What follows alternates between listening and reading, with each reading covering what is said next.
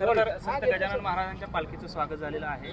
पायी दिंडी आलेली आहे. जवळपास 750 किलोमीटरचा प्रवास जो आहे तो या पालखीचा असतो आणि जाताना देखील पालखी पायी जाते आणि दरवर्षी आपण सपत्नीक इथे येता. काय सांगाल, काय भावना आहे? खरं तर गजानन महाराजांच्या पालखीने ही आमची भूमी पावन होते. प्रतिवर्षी विठू माऊलींचं दर्शन घेण्यासाठी शेकडो किलोमीटर अंतर पार करून जे वारकरी दर्शनला येतात, या सगळ्यांच्या सोलापूरच्या भूमीत आज मी असेल, माननीय शिवसाहेब असतील, आम्ही आज सगळे स्वागत केलेलं आहे.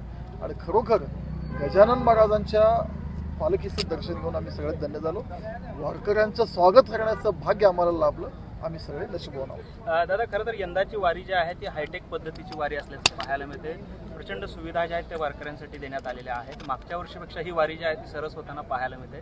काय सांगाल, काय भावना? दरवर्षी प्रशासन वारी कसं चांगलं करता येईल, मागच्या वर्षीच्या तुलनेमध्ये अजून चांगलं कसं करता येईल, त्यासाठी प्रशासन सदैव प्रयत्नशील आहे.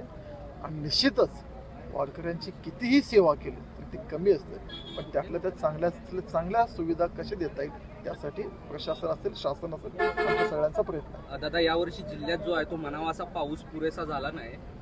पांडुरंगा चरणी किंवा गजानन महाराज आमच्या सगळ्यांचं पांडुरंगाच्या चरणी, गजानन महाराजांच्या चरणी हेच आहे की जे वरुण राजाने रुसवा यावेळी बळीराजावर दिलेला आहे तो कुठंतरी कमी होऊन वरुण राजा आम्हा सगळ्यांना प्रसन्न व्हावं आणि शेतकऱ्यांना, बळीराजांना दिलासा द्यावं अशी प्रार्थना आमची विठू माऊलींच्या चरणी आणि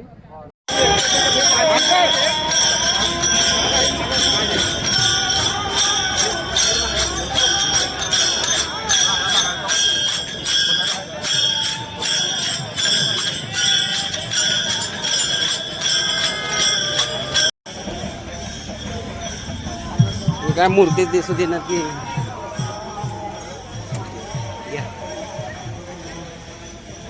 हॅलो.